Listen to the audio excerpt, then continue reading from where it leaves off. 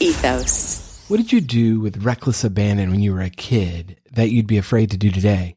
Maybe it was a physical activity like jumping rope or climbing trees, or a natural ability like singing in front of other people, not just in the shower, or an artistic pursuit like drawing or coloring. When's the last time you did one of those things that when you were a child you didn't think anything of and you actually enjoyed it? What's stopping you today? This is the Next Simple Step podcast. I'm Paul Goldsmith.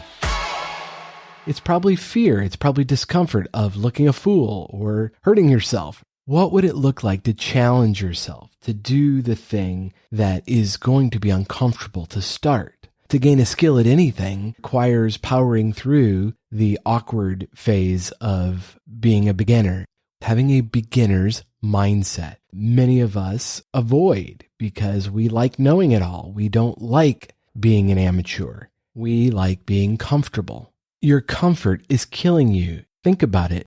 When someone is near death, they bring in hospice or they give you the morphine drip, and it's to make the person who's about to pass comfortable. But if you're not at that stage, if you're ready to live and come alive, then sometimes we have to be okay with being uncomfortable. To truly live, we have to be okay with discomfort. In fact, all of the people we read about in history talk about that very thing. And Martin Luther King Jr. said, "The ultimate measure of a man is not where he stands in moments of comfort and convenience, but where he stands at times of challenge and controversy." So what are you doing to really push yourself to really engage and come alive and do something that stretches you to have a beginner's mind?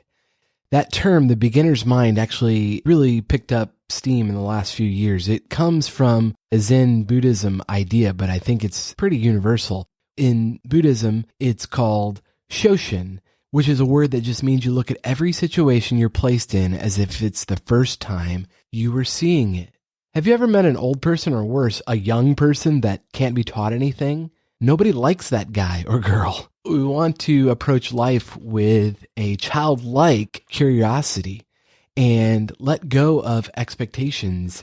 It's been said you teach the thing you most need to learn. And so I'm speaking as much to myself as I am to you. I like knowing stuff, but to grow, to learn, I need to let go of expectations. And that also comes with the territory that my ego has to go as well. And this is really hard because we wake up every day with certain expectations about what we're going to do and how the day should go. And when it doesn't go that way and we don't get to do what we want to do, it's uncomfortable. There's that comfortable word again. I just want to encourage you to have a beginner's mind because that really helps life be way more interesting. Really to challenge yourself to learn something every day.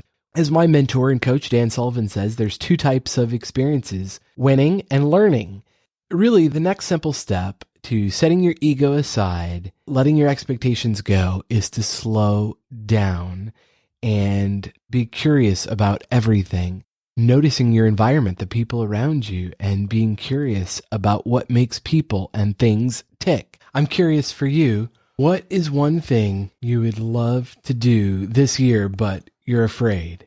What's one simple step you can take today, right now, to throw caution to the wind, not worry about what anybody else thinks, but know that you'll regret if you don't move forward? As Marie Forleo says, everything is figure-outable. You just have to break it up into actionable steps. And really, whether it's health-related, business, personal, whatever the case may be, somebody has gone before you. Somebody has figured this out. So your next step may be watch a YouTube video, take a class, or call someone to begin the conversation. If you'd like help figuring that out, you can reach out and text me. My number's 559-574-3210, or send me a DM on Instagram or Twitter. I'm Paul J. Goldsmith on both. Thank you so much for listening. Now go do the thing that you know you're supposed to do and embrace the discomfort. You'll be glad you did. I'll talk to you next time on the Next Simple Step podcast.